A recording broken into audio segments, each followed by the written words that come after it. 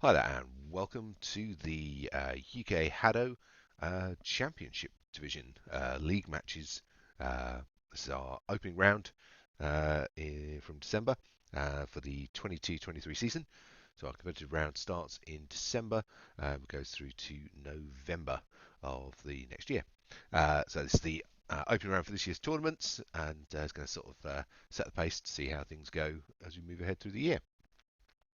So this is our 7-game format. So if you're watching any of the Premiership League games, hopefully you've got an idea of how this works. If you haven't, please check out our video that explains how each of these rounds work, the tactics and ideas and concepts behind them. This opening match is between Universe A and T-Wolves.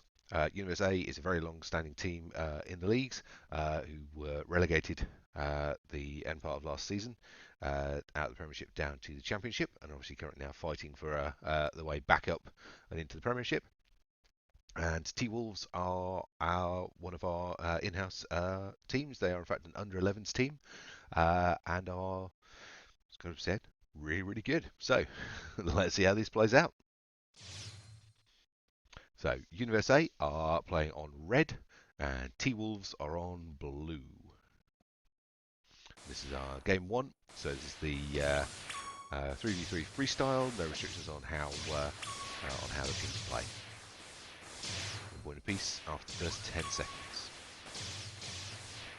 Universe A just starting to edge ahead. The T-Wolves fighting straight back. One of the things we tell people about the sport regularly is that because it has no reliance on size and strength, that we don't have age or gender categories, especially not in the main open leagues. We do in some of the more sort of specialised, sort of specified tournament settings.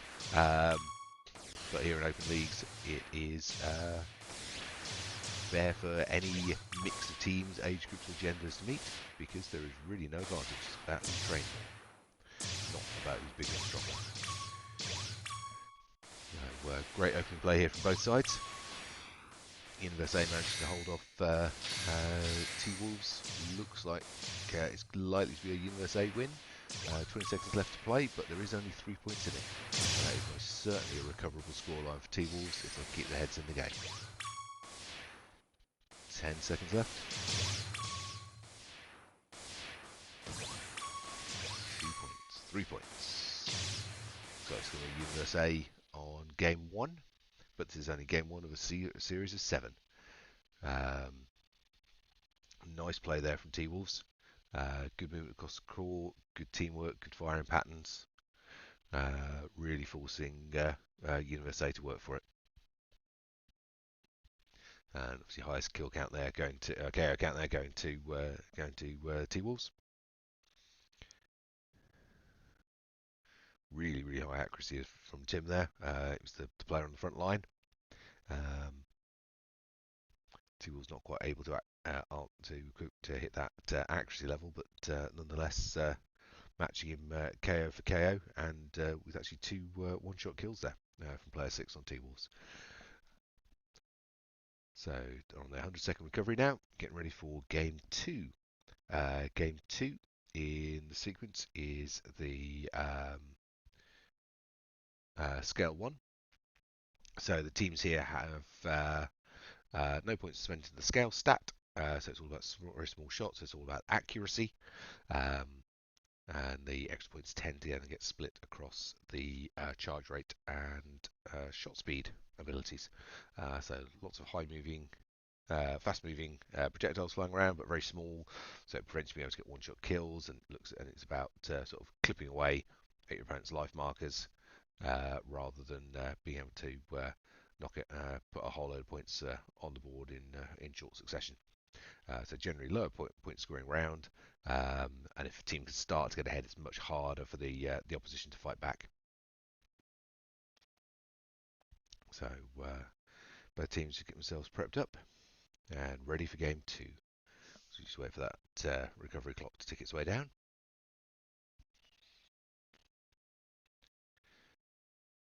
So currently 1 game, first game of the series of 7 to Universe A. For the T-Wolves seriously making them work for it, and see whether T-Wolves can pull something back here on the accuracy round.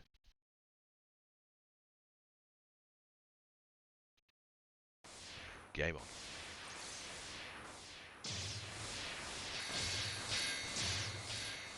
Nice move dodging there. T-Wolves. Tim again on that front line position. It's dangerous to be on that front line. It makes you much more vulnerable to fire, but it also gives your opponents a lot less dodging space and time. You can keep mobile, keep evading there. You can really cause some trouble to the opposing team. So 2 points to 1. 30 seconds played. 3-3. Nice play there from T-Wolves, pulling it back to even as we hit the halfway mark. Nice shield position there from Tim. Just trying to break up gameplay a little. Shields are not necessarily the greatest tactic here, as which in the match we've already discussed. There's so much firepower on the field because of the points being taken away from the scale stat that generally shields just get wiped out before they've got a chance to benefit you in any way. But USA really getting a stride on here, 4 points lead, 10-point lead now, but coming to the last 10 seconds. That's really, really hard to close the lead like that. Difficult anyway, but very, very hard in the scale 1 game. That's another really strong showing there from T-Wolves, but USA taking that one. Again, nice spread of point scores. As mentioned, Tim there, much lower scoring than previously, with a lot more shots, KOs scored on him. That front position, that front line position is really, really dangerous. You've got to be absolutely on the ball when it comes to your dodging and evasion there. Because you're just running into both the fire coming at you and the fire coming at your teammates. You've got crossfire and everything else coming through. And it does mean it's very likely you're going to start to rack up those points against you. So again, now for game 3. Game 3 is the 2v2 freestyle. We've got the 2 most experienced members of T-Wolves there, get themselves prepped. They've got a relatively inexperienced third member with them for this tournament. Which obviously will have an effect on their performance because he's less experienced than the others. Unfortunately, their more experienced teammate wasn't able to be in the tournament today, so they've have a sub player helping them out. This is their more experienced too, so it'll be interesting to see what they can do. Here we go.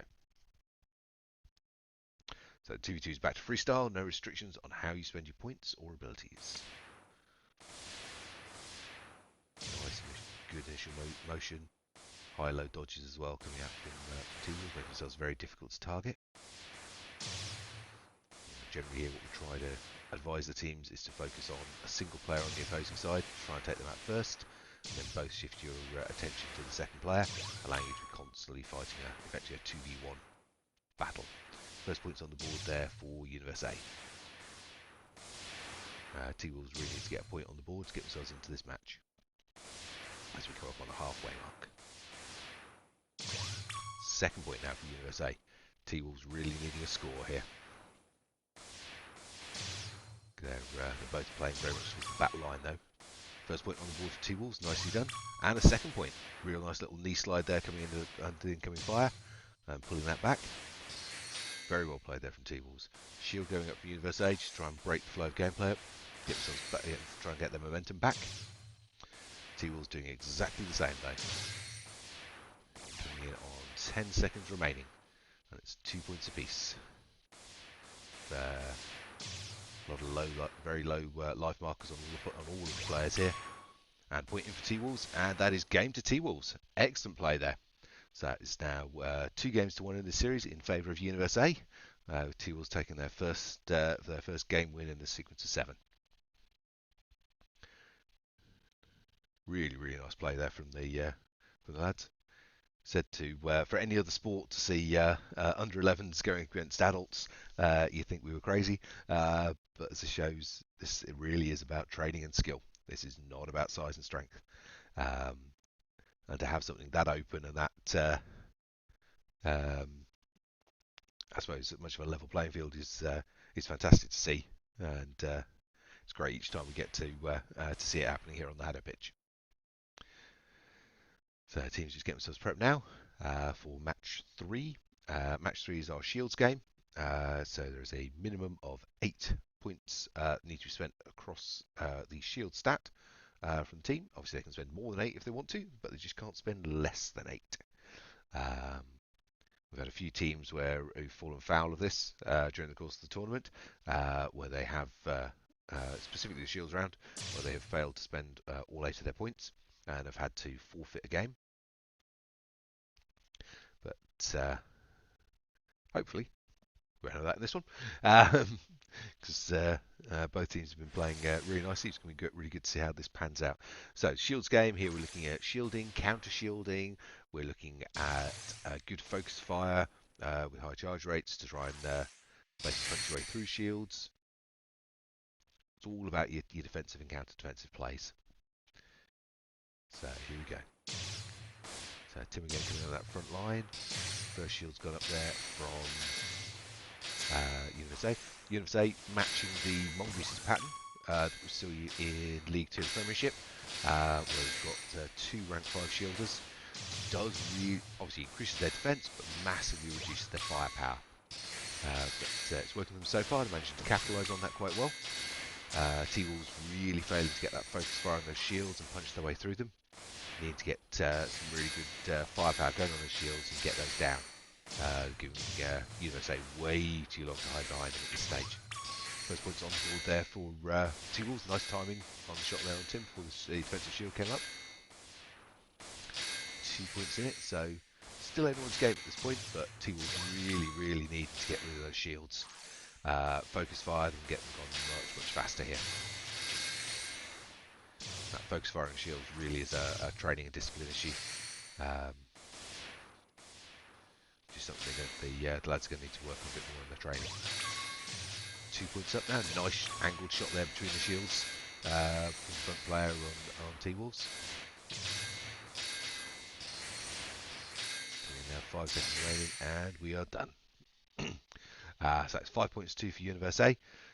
That was good play there from T-Wolves, some nice angled shots, but that defensive barrier wall Universe A got up in place. Just too much for T-Wolves. They weren't able to focus fire the way through it, or to counter shield in front of it quickly enough to block it out. So team's now on their recovery phase, and we'll be getting prepped and ready to go to our 1v1 freestyle. So the 1v1, again, back to that freestyle element, no restrictions on how you play. Both players, well, definitely the T-Wolves player for this is very good on the 1v1s. I can't see on camera yet exactly which player is for Universe A, but I've got a strong suspicion. And they're also a very good 1v1 player. So should be a fun matchup. Here we go.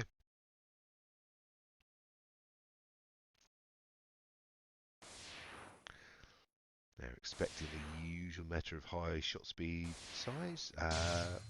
Oh, interesting. So very slow shot speed, maximum, pretty much maximum charge and shot speed you can get away with, the shot scale you can get away with from USA. Lots of charge rate in there though from T-Wolves. Nice jump over that incoming shot.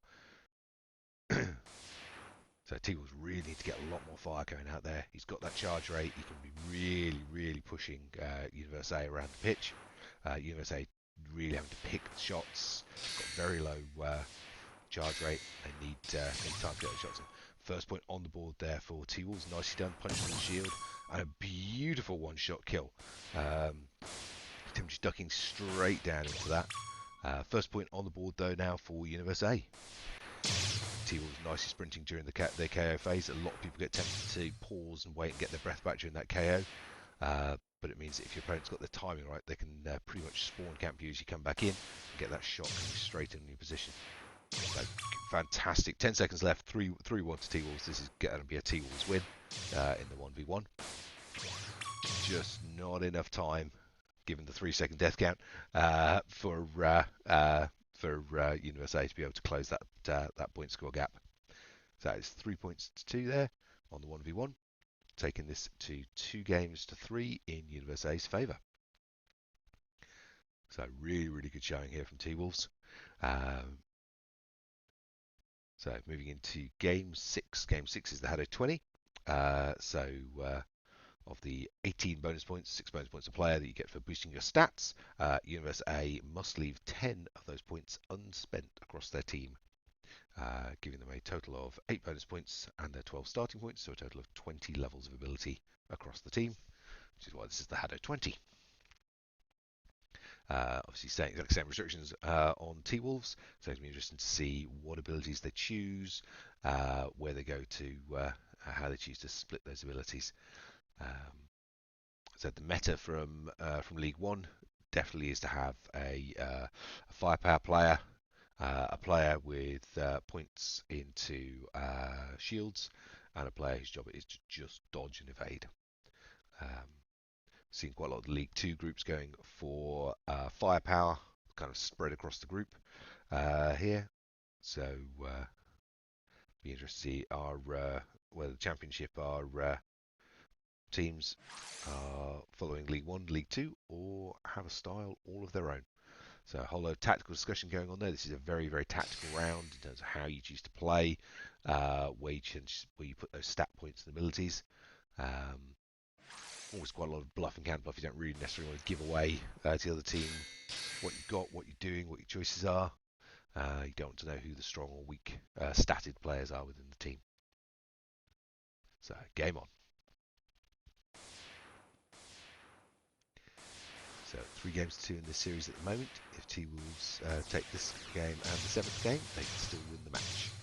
So very, very much a threat in place for Universe A still. So first point on the board there to Universe A. Teams pushing in and fighting back on centre line. Shields up there from Universe A. Look like the League One shield meta, whereas T-Wolves have gone for a spread points across the team to go much more for firepower orientation. But potentially spreading those points a little too thin there, given their strongest players not really enough to work with. Nice shield play there from Universe A, just breaking up any flow of play there from T-Wolves. First points on board for T-Wolves, but Universe A have got a commanding lead here with only 20 seconds left to play. So at this stage, it's those ones in the bag for Universe A. This is their game, their 4th win, so match point. Now it's Universe A 7 points to 1. It's a really, really commanding win in that round. So that gives them the match point. So that is currently 4 games to 2 in this series, with Game 7 still to play. Game 7 is, of course, back to our 3v3 freestyle, so all restrictions are off. Just back to a straight game of HADO. Be interesting to see where the teams go with that, whether there's any variation from Game 1, or whether we're looking for a similar sort of setup, and whether we get any different variation, obviously, in the outcome of the overall game.